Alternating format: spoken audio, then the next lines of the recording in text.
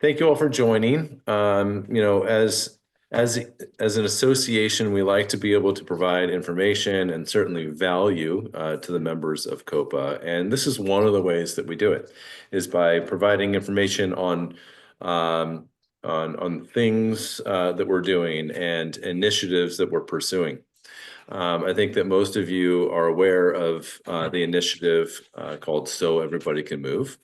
And this is a nationwide initiative, and it is, I would say that pretty much every state is at some stage of enacting this initiative, and it's largely due to several of the panelists that are joining us today. It's their efforts and it's their motivation to do good, and by do good, I mean promoting movement for everyone, making sure that everyone has the ability to move.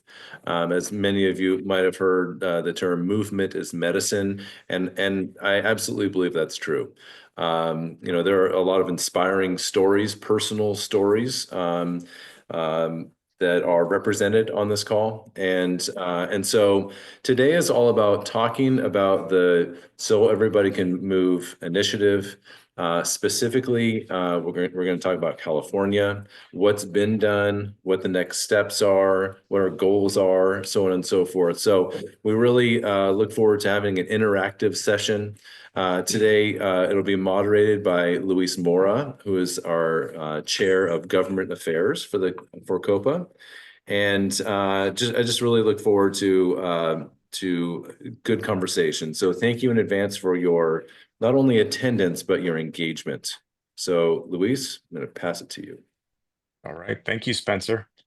So thank you for leading us into this fireside chat where we're going to be discussing So Everybody Can Move. My name is Luis Mora. I'm going to serve as the moderator for this fireside chat. I am on the COPA board, as well as I serve as the chair for the Government Affairs Committee. And then I also chair the subcommittee for So Everybody Can Move. In my day job, I work as a certified prosthetist. I work for Össur, which is a large manufacturer of prosthetic components. I've been working for Össur for a couple of years. Um, I work mainly in support of fittings and demonstrations and education for Össur. I'm joined by several key members of this panel today. I'm just going to list them off as they appear on my screen. We've got Mr. Kyle Stepp, Ms. Maggie Balmer, and Ms. Nicole Verkeilen are joining me today. So I'd like to start by having them introduce themselves, share what So Everybody Can Move means to them, maybe the way in which it has impacted them personally. I want them to just kind of share their personal story and their connection to the field of orthotics and prosthetics, and So Everybody Can Move. And we'll start with Kyle because he's first on my screen there. So go ahead, Kyle. Tell us a little bit about yourself. Absolutely. Hi, everyone. It's so cool to see so many familiar faces here that we've had the opportunity to get to know each other over the past couple of years. But when I think about So Everybody Can Move, it's a really special opportunity to change a system that has impacted you greatly, especially if you're a person living with limb loss, but also to create the future of the O&P industry where our clinicians and our manufacturers can provide the best quality care to ensure that us living with limb loss, limb difference can thrive again. And, when I became an above knee amputee in 2020, I was just really naive to the fact of how hard it was going to be to get access to what I needed to thrive again. And I was diagnosed with osteosarcoma when I was 14, and we opted for a limb salvage. And I was an orthotic user for 12 years and was really limited in what I could do. And I was just absolutely afraid of amputation because of, unfortunately, just afraid that I wouldn't be able to return back to the things I loved and being an athlete. And when I became an above knee amputee, just had to navigate the challenges with access, getting denied multiple times a microprocessor knee to walk, and then being told when I shared I wanted to be physically active that it wouldn't be medically necessary by my insurance, and you'll have to either resort to charitable support or pay out of pocket. And I was just really frustrated. and just kept questioning the system and questioning the system. And my background is in fundraising and partnerships. I spent about 10 years working for partnerships for children's hospitals across the United States and worked on a gubernatorial campaign and fell into the world of policy work for childhood cancer research, and took all of those things and my background and took my frustration, and I was introduced to Nicole. And really been able to work alongside Nicole and Maggie and our amazing advocates across the United States to build what So Everybody Can Moves today. But you'll hear more about our stories. But I had the opportunity to lead the initiative in New Mexico, where we had the successful passage of the prosthetics and orthotic coverage for physical activity for all ages, and as well as insurance fairness in New Mexico, and have served in our strategic partnerships lead role alongside this team and helping grow the movement. So I'm excited that we're here together. Thank you, Kyle. We'll move over to Maggie. Maggie, go ahead and tell us about yourself and your story, if you wouldn't mind sharing. Great. Yeah. Thank you, Luis. And thanks, Kyle and Nicole. It's great to be here with all of you and all the COPA members. I'm excited for Team California. This is a great time to be getting, kind of digging into the So Everybody Can Move initiative there. So I am a below elbow amputee from 2012. I had a traumatic injury. And at the time, I was working as an attorney in New York City. I had just I finished law school like the year before, so I've been practicing law for about a year. And prior to that, I had worked in the psychology field. So I was a clinical psychology major in college. I worked in mental health. I ran support groups. And so when all of this happened to me, I moved back from New York City back home to Massachusetts, where I live now, and just really had the opportunity to figure out, what am I doing with my life? What is next for me? Um, and obviously that was a difficult time. It was a real unexpected event and an unexpected place to find myself in. But I kind of just dug in and felt like, okay, I'm going to use this as an opportunity to figure out what's best for me. And so during that process, I was not working for about a year. I did receive Medicaid benefits for a while. I did get my first prosthesis that was denied by my insurance plan, because I had one of those plans out of New York that said you only get one prosthesis per limb per lifetime. And they denied the one that I wanted. And I appealed to throughout all the levels of the insurance, and then to New York State as a objective third party, and finally won my case for that. And so all along, I'm grappling with all of this stuff and realizing, wow, I have a particular background in law and in health. And so I kind of know at least a little bit what I'm doing here, but what would it be like if I didn't have that background, that information, those resources? And so that's really what sparked my interest in advocacy. And along the way, I met a peer, somebody who was also missing his arm below the elbow, who had had childhood cancer and was now in his 50s. And he worked for Hanger. And, he was just a really positive person, a really influential person early on in that part of my journey. And so I started off becoming a peer visitor to other people after I'd been without my arm for about a year. And then from there, it led to a job at Hanger. So I started at Hanger in 2014, started off in business development, and then started managing clinics. And then finally, this last year and a half, I've been in a role that's all about advocacy all the time, which I love. And along the way, I was also serving on some of the boards. So the National Association for the Advancement of Orthotics and Prosthetics, as well as the American Trauma Society. So I got a lot of board and advocacy experience that was specific to kind of our space, and that was really helpful. Right before the call, I was like, I'm going to grab my prosthesis. So I also have my activity-specific prosthesis that you can see here that, has just been so helpful to me.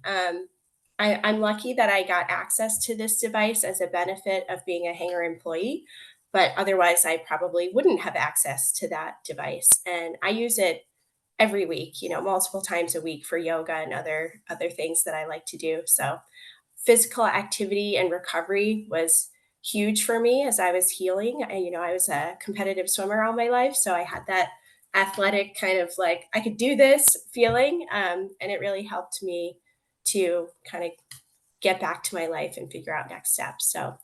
So Everybody Can Move is personal to me. It's been so much fun as well, which I'm excited to talk to you all about. And just getting to work with Kyle and Nicole and Luis and everybody who's involved in this initiative is, so rewarding. So looking forward to talking more with you about that. Thank you, Maggie. Nicole, could you please share your background and your foray into this movement so everybody can move? Yeah, absolutely. And, just every time I hear Kyle's story, Maggie's story, anyone's story, it's always so special. And, the through line between all of us, besides the fact that we're all amputees, is the fact that we've all been denied by insurance. And that's why we're here. I think for me as an advocate, my voice and passion for advocacy was really inspired by my mom, who's always said, we teach people how to treat us, and it's not fair and it's not right that our community gets denied for this care that we need to live our lives. And that's really what we're doing here, to use our voices to fight back. But that kind of teaching was instilled in me as a young kid. I had osteosarcoma as well. I was diagnosed when I was 10 years old. Had my leg amputated, grew up in Minnesota and also Michigan. And, it was a really difficult decision for my family to decide to amputate, but we knew that doing amputation was what was going to save my life. But what we didn't realize was what was that quality of life going to be like after the amputation, because we were faced with, the shocking reality that the one prosthesis that my prosthetist was allowed to make for me was all that insurance would cover. I was told that that prosthesis wasn't waterproof. I couldn't get it wet, and it was also not meant for physical activity. And, being in Minnesota, the land of 10,000 lakes, and just being a really active kid who really prided myself on being an athlete, that was incredibly limiting. And so growing up, my family didn't necessarily know or have the resources to try and fight back. We were saddled with, tons of medical debt of having gone through cancer for an entire year. And so I just had to make do with what I had. And so we'd often, we'd wrap my leg in trash bags and duct tape so that I could go in the water. But that was incredibly humiliating and embarrassing. And just, from a sense of basic human dignity, is not what our community deserves better. And after that, as I was growing up, played on my high school varsity softball team, started getting into running when I got into college as a form of mental health and therapy. And that's when everything kind of started to catch up to me. I was breaking my prosthetic foot every 6 months. I was training for a half marathon at the time. And, running on it just felt like a brick. It would send just like shocks up my body. And eventually I ended up in physical therapy twice a week with a pelvic asymmetry. Basically, I was running my pelvis out of alignment and was just in so much pain. And I started to work with my prosthetist at the time to try and see what we could do. And, they were limited in what they had access to or what they even knew was out there. And so we went through the course of 26 appointments over the course of a year, and I ended up with the exact same prosthesis that I'd had for the past 5 years. And at the time, I was working in kind of the sustainability environmental space, and I was learning from a lot of climate activists. And my background is in business and marketing and strategy, and no background in policy or advocacy, but just had this deep desire and kind of fire to do something about it. And so, similar to what Maggie shared and Kyle shared in terms of their background, like trying to apply that to advocacy in their own way, I was like, all right, what could we do to raise awareness on this? And so decided to quit my job and do a 1,500-mile triathlon down the West Coast to raise awareness. We called it Forest Stump, and we brought along a documentary film crew. And really the whole premise of that whole journey and kind of the marketing and kind of branding side of it was the fact that, I had the will, I had the endurance and the passion to go do this 1,500-mile triathlon. But the biggest question was whether or not my insurance mandated prosthesis was going to survive that journey. And eventually, my prosthesis did break as part of, the journey down the coast. But when we got to San Diego, the stars kind of aligned in many ways, and got to know the Challenged Athletes Foundation there. And they surprised me with my first ever running blade, after 16 years of being an amputee. And I mean, that was incredibly, special and personal moment, to go back to Washington and have it actually made, with my prosthetist over the course of a couple months. And, when I put it on for the first time, it finally felt like I had my leg back, and just the energy return and everything it provided was just incredible. But I knew, that wasn't the purpose of the whole, 2-month journey of Forest Stump. It really was to try and bring awareness and have other people have access to this as well. And so after that, moved to DC, for a 10-week health policy and advocacy fellowship, which, Annika Berlin, who's on the call right now, who is a resident of California, but is actually in DC right now doing that, health policy and advocacy fellowship with NAOP, was a critical moment for me to lay the foundation and really learn that nothing was being done on this issue across the country from a policy perspective. So we founded Forest Stump as a nonprofit after that. Started working on this issue, started kind of working towards a federal solution, and now has evolved into the state-based solution with So Everybody Can Move. Happy to go into more details on that journey if that's of interest. But just want to say thanks to you all that are here, and this whole movement is possible because of all of us and all of our shared stories and all of the work that has been done for decades, even prior to this as well, within the insurance fairness movement, and a number of the bills that have been enacted all across the country that this movement with So Everybody Can Move is founded upon. Thank you, Nicole, and Maggie and Kyle for sharing your story. And that's one of the main things that drives this movement is people's willingness to share their own experience, and the lack of coverage that they've received that's kind of at this point made it such that it's to the point where they've hit a wall as far as activity goes. Much like Nicole and Kyle, I survived osteosarcoma. This was back in 1994. That's how I lost my leg below the knee. That's how I got interested in the field of orthotics and prosthetics. I was young enough that I lost my leg at 14, and when it came time to pick a career, it was kind of a no-brainer. I was really interested in what was being done for me, and eventually it led to a source of employment. And then I went and got my schooling formalized, and I ended up in the field of orthotics and prosthetics. This movement does a lot for me personally in the sense that it helps merge my two biggest interests. I mean, aside obviously from my family and my outside of my career, it's prosthetics and it's movement. I'm one of these people who exercises every single day.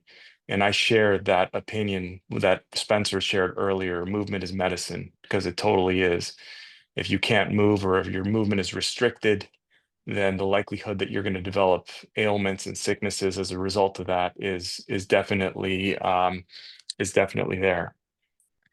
So I wanted to move forward with this discussion, and we want to start talking about So Everybody Can Move. We have a set of questions that I wanted to talk to our panelists about, so everybody on the call gets a sense of what this movement is. If you have questions of your own, please feel free to drop them in the chat. The chat will be open towards the end of this discussion. But we'll start with a question for Nicole.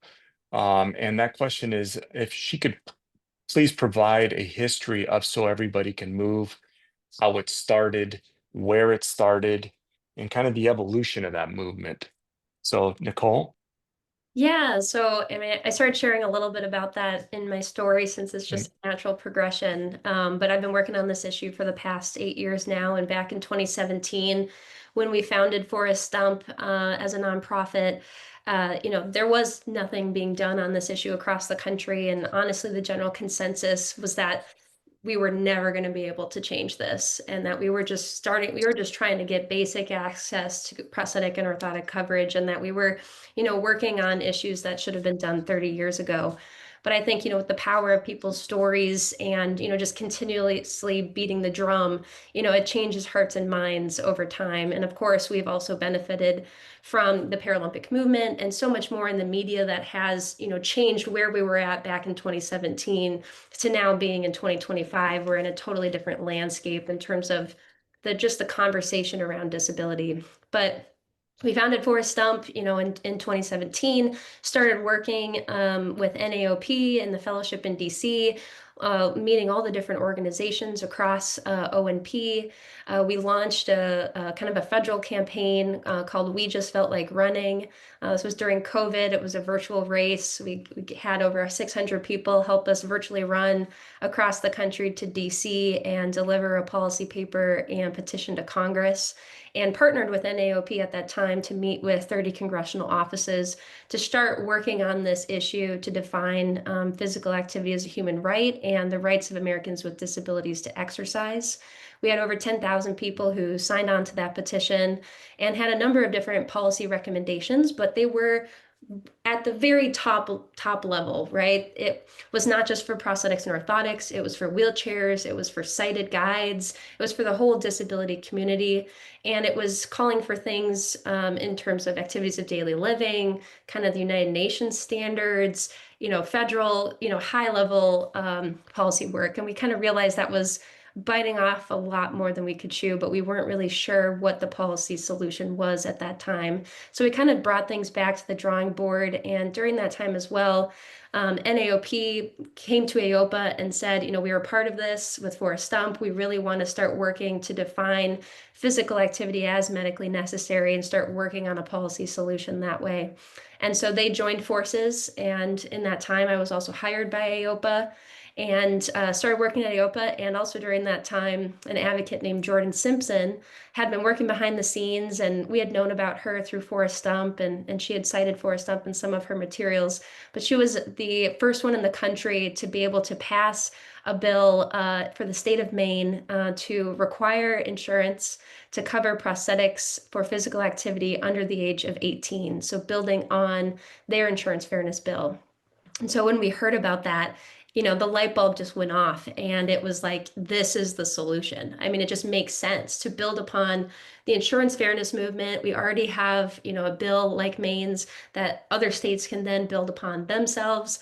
And, let's make a campaign out of this and start bringing the community together. And so that's when So Kids Can Move was born as kind of a pilot concept within AOPA and with NAOP. And we brought on board the Amputee Coalition and the Academy and started working on the campaign at that point. But quickly, our advocates, really pushed back and said, hey, we don't want this just for kids. We want this for all ages. And so kind of in that first year, it was branded as So Kids Can Move. Kyle came on board and started working on the effort in New Mexico, really pushing hard that we should do this for all ages.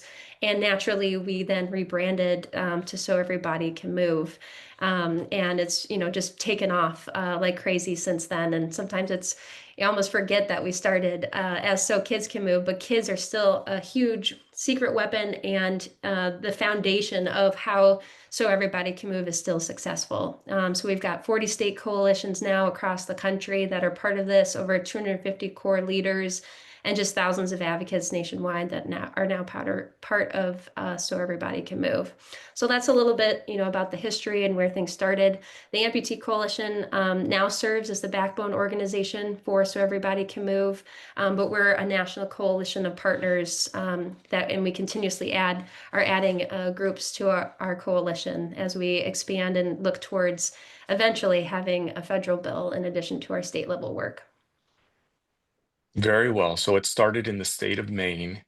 It started initially as coverage for children, which makes some sense if you know about prosthetics and how they're prescribed. Generally, the needs of children are seen as somewhat extraordinary in the sense that they're multifaceted in the way they live their life, right? They live in a household environment, they play, with little regard for their body.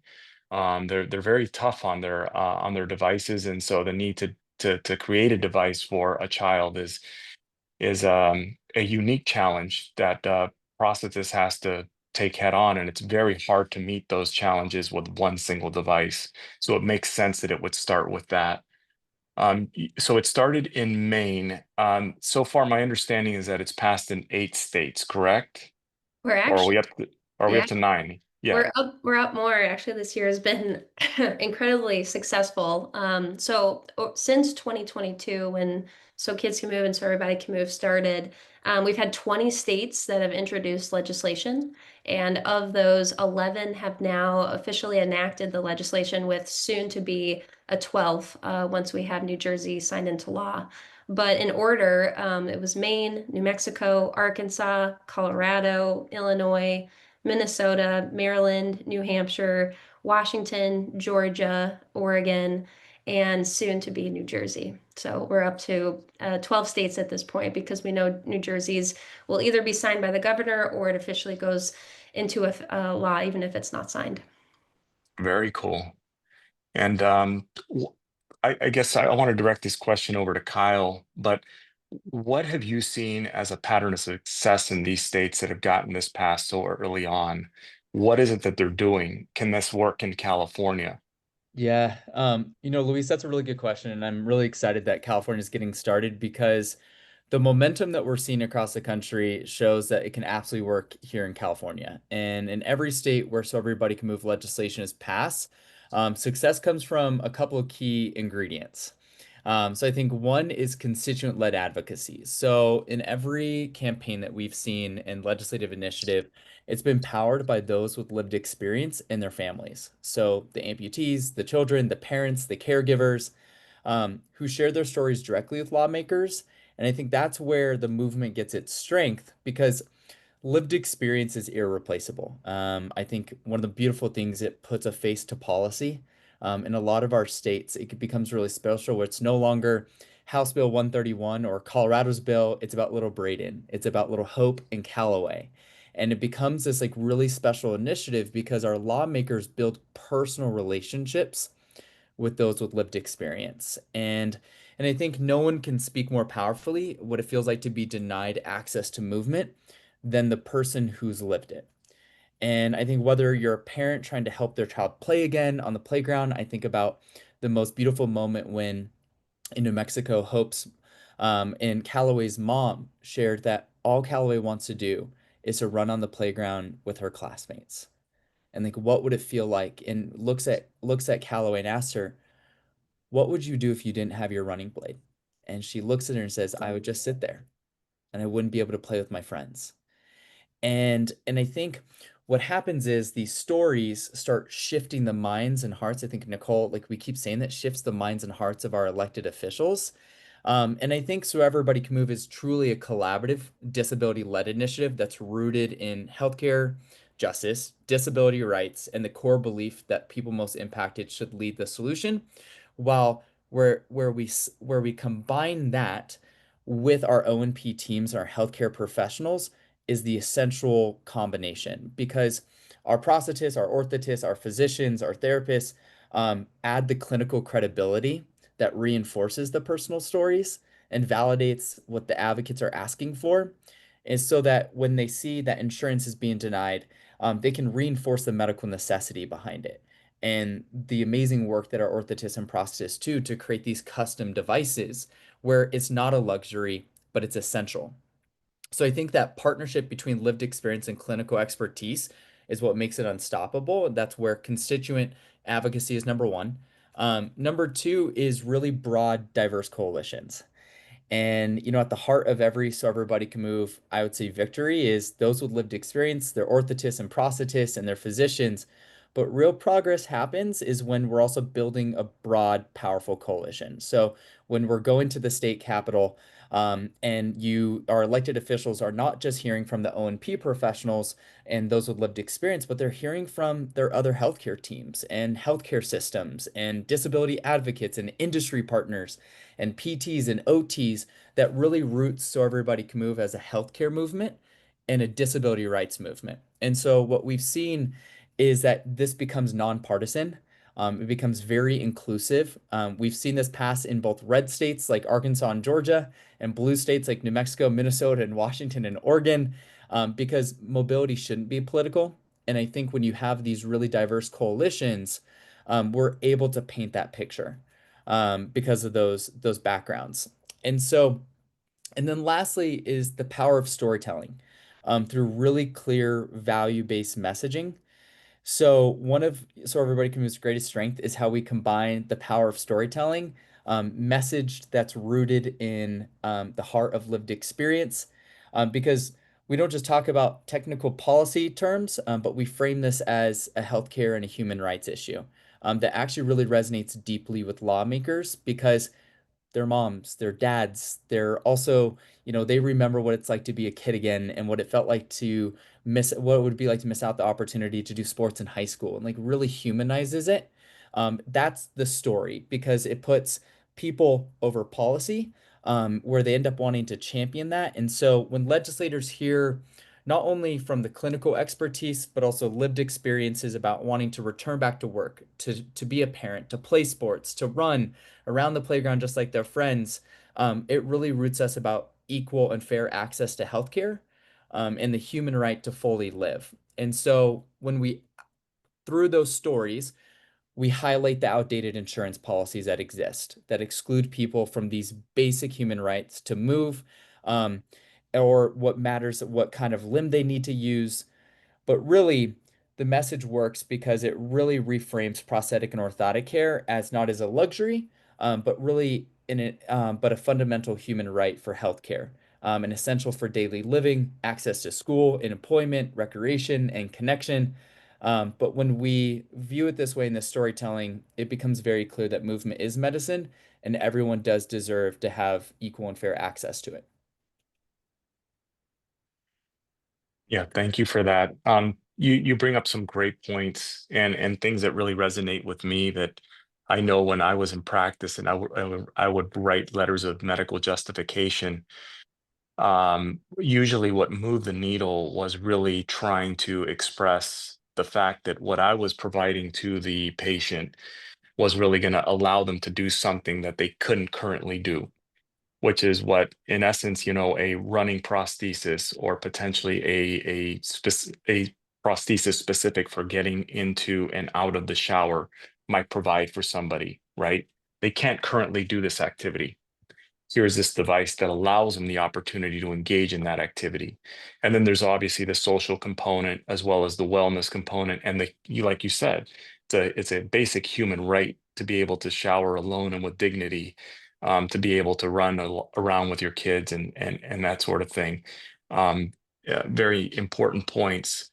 Maggie, I wanted to direct the next question at you. Kyle did a pretty good job of outlining what's worked in other states. As far as, we've had some discussions here in the state of California as to what we think will move the needle in the state of California.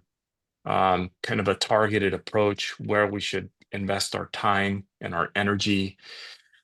Can you provide just a general roadmap as far as what you think would work in the state of California? What steps would be taken? Um, I think we've already started. We started at the beginning of the year. So how do we get started? Or maybe just recap how we started, and then what steps need to be taken from that point forward to get some success. Sure. Yeah. Thank you, Luis. And I'm going to build off of what Kyle was saying. I think part of what's special about So Everybody Can Move is the structure and the foundation that's already been created. Just a quick story. I was in DC the last few days and I was there as part of a policy forum. And I happened to be sitting next to this Medicaid policy person at dinner one night. And I was asking him this because he used to work in California under Governor Newsom and the previous governor before him. And we were talking about, well, how do you get something into the budget when there are all these asks, right? There are so many different groups that are looking for additional coverage or, additional reimbursement as it might be. And so he was saying just what you said. It's the power of story. It's showing up. It's telling legislators why this particular area of healthcare is so important. So that comes through personal story, but it also comes through a diverse coalition, like you said, of practitioners, people who utilize the care, as well as other allied health groups. And showing up, actually doing the advocacy work of repeatedly showing up, repeatedly writing to your legislators, repeatedly having those meetings with key people and building those relationships. And so, again, the beauty of So Everybody Can Move is that structure has been created for you all and for any other state that wants to engage in this process. We've got a lot of the resources on the website, including the model legislation for one, a policy brief, information on how to create a fact sheet specific to California. We've talked, Luis and the rest of the group, about how do we structure our core team. And I think there's probably at least a few managers on this call who manage teams in their professional practice. And it's a lot like that. When you're a manager, you figure out who on your team, what their skills are, what they enjoy doing, and how to deploy those skills in a way that's going to work for the whole group. And I think that really applies to So Everybody Can Move coalitions as well. So we've often talked about, having a legislative grouping. So somebody who's either going to act as a lobbyist, or perhaps you have a lobbyist. I know COPA has a lobbyist on staff that we're working with. And I think it's also important, in addition to him, to have somebody on our core team who's liaising with Bryce. That's often you, Luis and Spencer, to kind of get the legal information and translate that to the rest of the group. So that's one key element. And we can work with you on that in terms of what kinds of language would be essential for California or specific to California. I know we've started talking about that already, and partnering with the Disability Coalition of California. So we've started laying some groundwork there. I think another element is kind of the social media and marketing aspect of things. So I know Catherine has been working on that for us. So Everybody Can Move has branding already created. So we have some guidelines on how to use our Instagram page and our Gmail, the kinds of content that we want to include on there, which we've already, I think, been doing a great job in California of putting that content out on the Instagram page. And then there's another element of partnerships and events. So going back to what Kyle was saying about this diverse coalition and other groups that can be involved, just listing out, obviously the Challenged Athletes Foundation is one key group that really stands out, but we can think broadly as well. I think I might've told you guys this, but when I was researching for Massachusetts, I just looked up I can't even remember exactly what the Google was, but something about organizations that have to do with sport in Massachusetts, and got this whole list. And the Massachusetts High School Football Association ended up writing a letter of support for our bill, which is not the first group I would have thought of, but they were so passionate about it and excited about it. And it was like, yeah, great. Thank you. Thank you for writing this letter. So those kinds of groups, they can be involved. That's maybe the only thing they're going to do is, we share a sample letter of support with them. They write their own and send it back to us, and we include that in our portfolio of resources that we share with legislators. If they want to be more involved, they're welcome to do that as well. So perhaps they attend a legislative advocacy event that we would host at the state capitol. I think every successful team has done that, where they've had a legislative advocacy day at the Capitol, where we plan meetings with legislators ahead of time. We try to have at least 100 people there. We often wear the So Everybody Can Move t-shirts. So that's a key component. And I think really it's that concept of starting before you're ready, I've noticed a couple of times with groups, and I see Nicole and Kyle nodding, is like, they were waiting for something. And I'm like, you just got to go. You just got to start. And what that looks like is getting this core team together and scheduling regular meetings. So maybe you're meeting twice a month or once a month, whatever it is, to get started. And you're having those conversations about who wants to do what. Do we have kids on this team? Do we have families involved? Do we have somebody with the legislative, the kind of legal mind information? Just making sure we have all of those resources. And then we start reaching out. We start reaching out to legislators. We start reaching out to allied health groups and other organizations we want to partner with. I know we're running short on time, so the last thing I'll say on that is just, you can look at the key committees, and Bryce will be very helpful with this, but key committees on both houses of the legislature, which includes usually the finance and insurance committee. Often there's a health committee. So just making sure that we're identifying legislators on those key committees, because we know the bill will likely move through those. So we want to get their support early. And they might be some of the people we ask to champion the bill. So I hope that helps. I think you guys are already doing an awesome job. You've already started, you've already got the content out there, you've made some key contacts and relationships. So the last thing we've talked about recently is this idea of being flexible. And like, Kyle and Nicole and I continue to learn how this process works. It's always a little bit different in each state. And so it's okay if we make a mistake. It's okay if we don't know all the answers when we start. We just have to start and we'll figure it out along the way. Yeah, thank you. You did a really good job of outlining the roles that need to be filled in order to create a successful campaign, as well as outlining the steps that are needed in order to achieve success. For those, I'll go ahead and address this question. Our subcommittee came up with, well, what if somebody is shy and they don't want to be in front of a camera or go to a legislative day? What sorts of things can they do in the background if they don't want to be public facing or forward facing? And I think a couple of the things that come up are, one, just be present. Even if you just have an idea, if you go to the meetings, you may have a connection to somebody that that does have some influence. That would be number one. Number two, if you're on social media and you're more of an observer as opposed to somebody who participates in social media, observe the social media threads on so everybody can move and reshare them on your own, effectively amplifying the message and the voice. I think that's another way in which you can participate without actually putting yourself out there. I can't really think of some others. I'm sure they'll come up.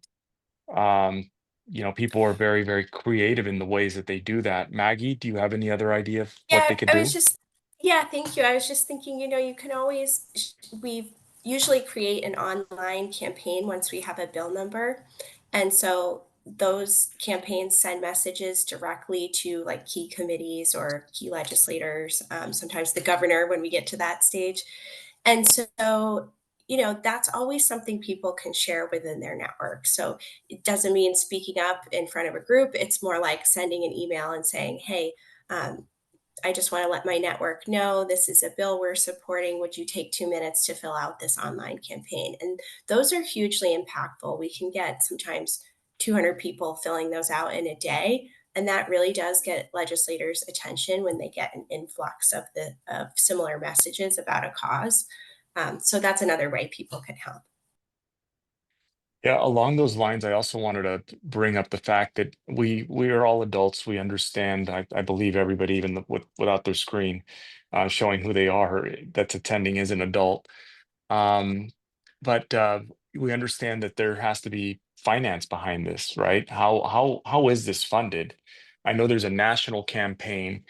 How does that money, in a sense, get back to the California movement? So if somebody's in California and they donate to the national campaign, how is that money allocated back, or is it shared between the different states that are working on this?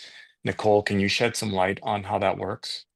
Yeah, absolutely. So everybody can move at the national level, and then we have our states. At the national level, we're serving as really the strategic backbone for the entire movement. And it's important to have a nationally coordinated office that's bringing all of these states together in our pursuit to share best practices, to share information with one another, to bring all of our advocates together as we work towards pursuing a federal bill. Because each state is going to add new things to each of those bills. We're tracking all of those. We're constantly taking the information that we're learning from each state and being able to then adapt it and take our model legislation to the next level, add things to that so that we have the standardization across that. But then also the money that we're raising at the national level, we're reinvesting into the initiative to provide support for all of the states. And we know that every state is not created equal in terms of whether or not they already have an OMP society or association or infrastructure or 10 plus years of advocacy under their belt. So a state like Minnesota that we saw was led by Terry Kuffel for legislation there. They've been beating this drum for 12 plus years. They have an incredible infrastructure versus other states like maybe Oregon or Washington, haven't had that type of infrastructure. So at the national level, we're able to then direct our resources to support all states equitably, depending on the level of infrastructure that they have. And the way that we do that, Maggie alluded to some of the resources. We have templates for our fact sheets, our one pagers, our branding, our logos, all our model legislation. We have FAQs and technical assistance and an incredible amount of resources. And the way that every state has access to those resources and being able to kind of wade through all of them that we've developed is through our state coach model. And so we have our national campaign team, and then we have our state coaches that meet on a biweekly basis to share knowledge with one another, but then they meet on a regular basis with each one of their states that they're assigned to, and to be able to provide knowledge, the resources, but then also kind of being this accountability partner and understanding what's going on in the process, helping them to strategically problem solve. And so that's kind of the role of the national level initiative. And as I mentioned, we are stronger the more that we are coordinated together. And this has been something that we've heard from a lot of our states as well, is when they've gone in and shared with other legislators, hey, we know that there are 11 other states now that have enacted this across the country. Here's the list of all the bills that have been enacted. Here's what's been included in those. The legislators see that and they're like, okay, it's kind of a matter of time before we're going to do this, so let's get behind this. We've also invested at the national level in kind of data and reporting for every state from a fiscal perspective. We're wanting to take that to the next level. But then also in Kyle's role as our strategic partnerships manager, our strategic partnerships lead, we're wanting to build more national partnerships for So Everybody Can Move that then will benefit the entire movement as well. So those are a few ways in which the money that we're raising at the national level is being reinvested. If we get to the point where we have a significant amount of funds that are coming in at the national level, absolutely, we would love to redistribute those in some capacity to every single state. We do have restrictions as a 501c3 in terms of providing that money for lobbyists, but there are other ways that we can provide support to states as well. And we're constantly open to feedback and hearing from our state leads about what's needed. And I will say, Andy put in the chat a question on the 28 by 28 mobility challenge. I know Kyle will share more on that, but there is a way for states to fundraise on behalf of their own through that challenge. Yeah, I was gonna joke when I saw the 28 by 28 mobility challenge question that we both have. I was like, Andy, do you want to answer that question to kick us off? Who's our top fundraising participant and probably the most active? I'm gonna give you the shot to answer the question, and then I'll follow up. Oh, that's a lot of pressure. Yeah, so I wanted to throw it out there. It is something I had a great time doing last year. This is the second year of the 28 by 28 challenge, which begins in July.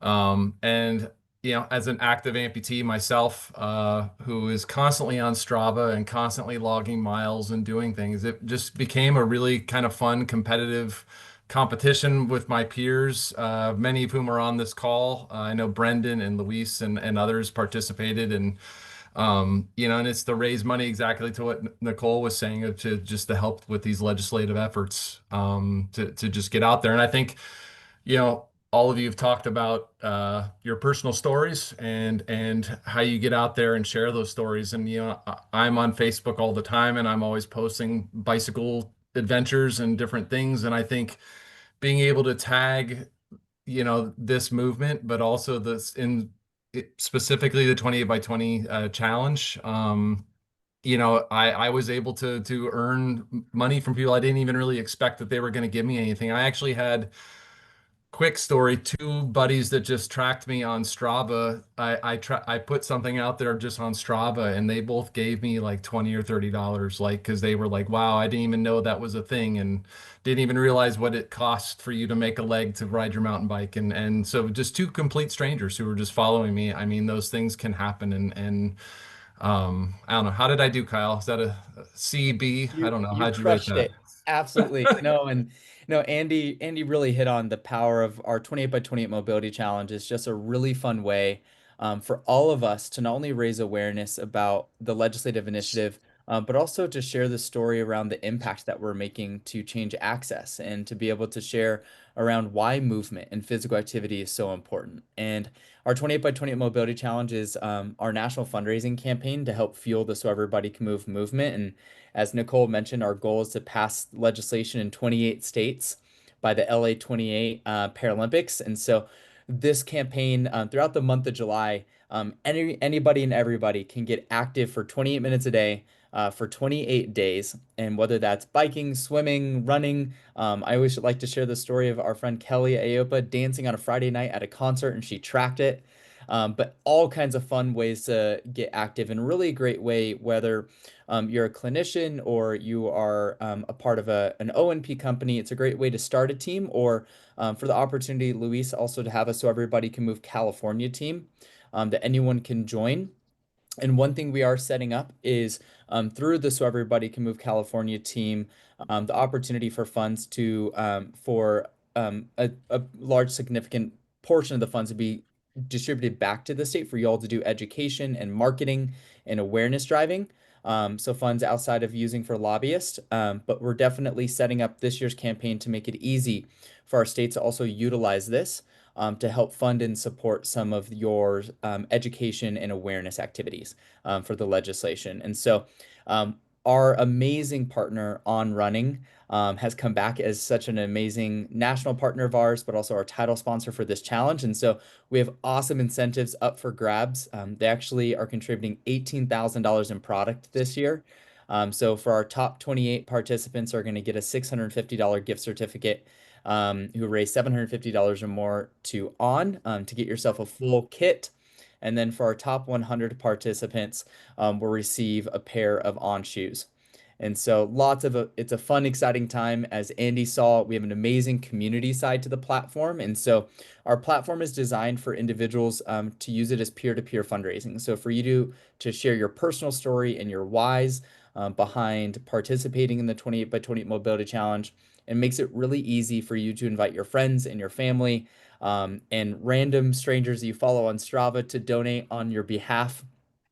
And your funds get tracked, and we have an awesome leaderboard to build that sense of competition, camaraderie between your peers and colleagues in different companies, and as well as be able to earn and unlock some awesome incentives. And so registration's open right now and is open until the end of July, but the campaign will start on July 1st, where it will start being able for you to be able to upload and sync your miles and your minutes getting active. And so there's a fun side of the community platform. You can see photos and videos of now we have 450 individuals already registered across the United States towards our goal of 600 plus, which I have a feeling we're going to be able to crush with this group here too.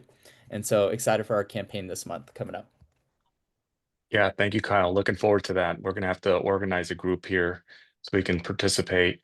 Real quick, because I know we're getting towards the top of the hour, and I wanted to take the opportunity before people start jumping off and start heading back to work.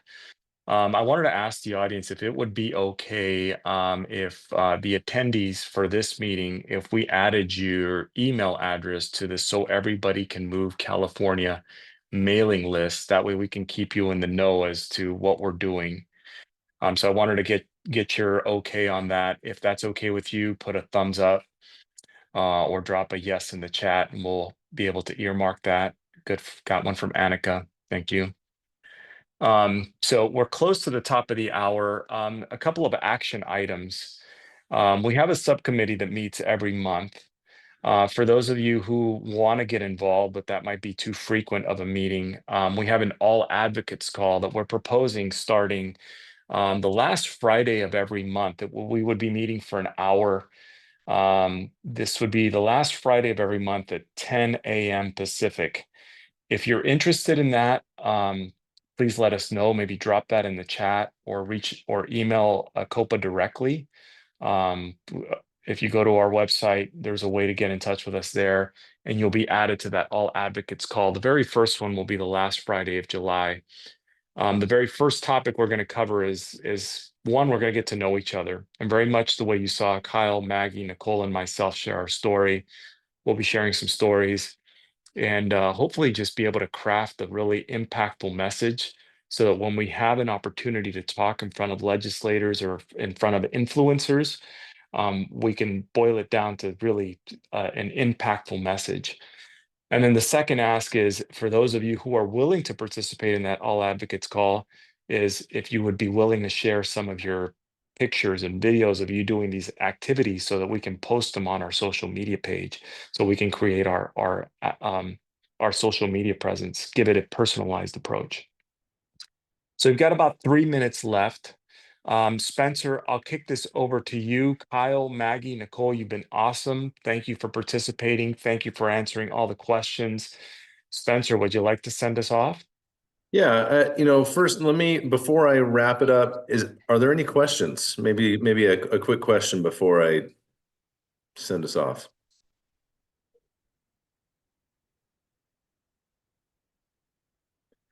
While I wait for someone to speak up, there's a lot of good information hitting the chat, so please check out what's in there. I think I might have seen a link to Nicole's documentary fly in there, 28 by 28. The email address to get involved with So Everybody Can Move California. So a lot of good resources.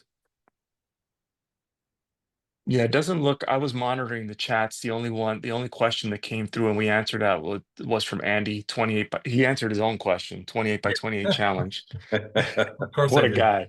Softball. But yeah, it looks like we did a good job as far as answering any questions. I'm sure there'll be more, and that's what we'll use the All Advocates call, is to address those questions as they come up. Yeah. So California represents a major opportunity to move this initiative forward nationally. We're a big state with a lot of people, the opportunity to serve a population that deserves to have mobility. And so it's going to take a lot of hands. And so I look forward to people on this call getting involved in addition to the people that are already involved. Luis is doing a great job of leading this initiative for COPA, in addition to Maggie as the state lead. And this is exciting. A lot of us got into orthotics and prosthetics as a field because we cared. We wanted to help others. And this is just another facet to helping others, and an interesting and different way of doing it. And so really looking forward to this journey to enacting this legislation in California prior to 2028. We're looking to launch this legislation in 26. And I think that the big celebration for us will be in Los Angeles in 28 at the Paralympic Games. So mark your calendars. Okay, everyone. Thank you for your time and engagement. This has been excellent, and I hope you have a good rest of your day. Thank you. Awesome. Take care. Thank you, Thanks, Spencer. everybody. Thank you. Bye.